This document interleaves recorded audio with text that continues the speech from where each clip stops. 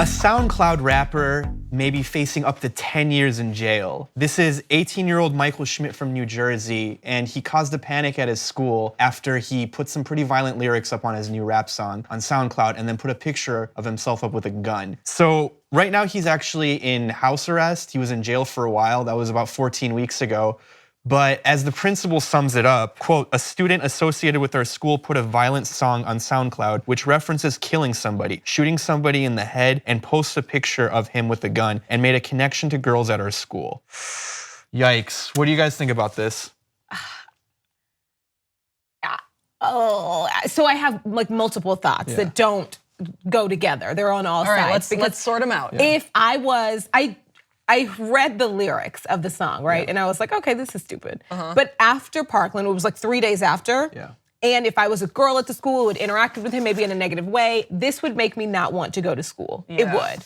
Separate from that, maybe had it been before Parkland or, because we are in, unfortunately, this horrible time, and your fear is heightened right after this happens, and it continues to happen. I think it would sound a little trumped up, like, oh, come on. And when you listen to the guy, but also back to Parkland, the Parkland shooter made a video that we saw later, kind of before this, and that was sort of kind of a cheeky warning. It was terrifying after we realized what he did, but also had he not done anything, could have been taken as this is a stupid kid. So it's all over the place. I see all sides. So here's like one of the lyrics in question. He said, "Pull my gun, kill your effing head, now you're dead, go to sleep." And later on he said, "You lil sluts at JCHS, James Caldwell High School. I love you all, even though y'all hurt me and I forgive you. I would never hurt you." If you mix in some references to Xanax, it sounds like an Instagram rapper. Totally. Yeah. A little this something. is like, all their names start with little and they have like rainbow dreads. Right. No, I mean, I think that this isn't necessarily more violent than a lot of the things that you hear being widely played on SoundCloud. But I think that the school is well within their rights if they want to take measures against it. Amir, you seem to be so I agree feeling with you. They're well within their rights, and we should be more concerned about things like this. What kind of annoys me, this has been months since this happened. Right. They've done a thorough investigation, and they're still trying to decide whether or not to sentence this kid to 5 to 10 years in prison.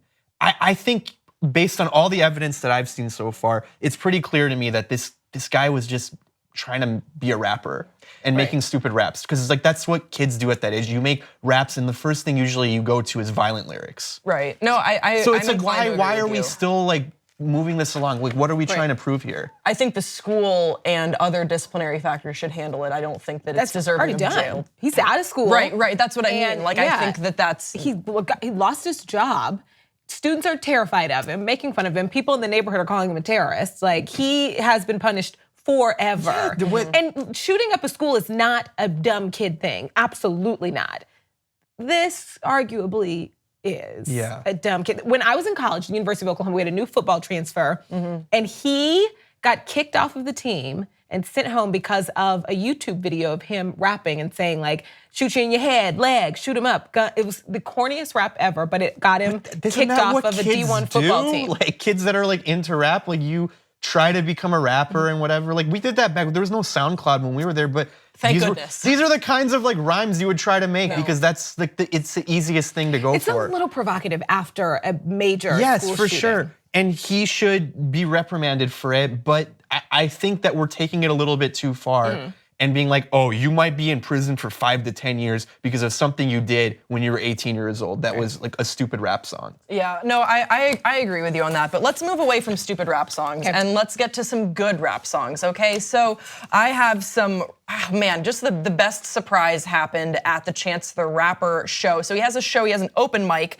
this past Monday night. It was the graduation edition of his open mic. I'll tell you more about that, but Chance the Rapper brought out a special guest. Let's take a look. My next guest needs no introduction, so let's try it.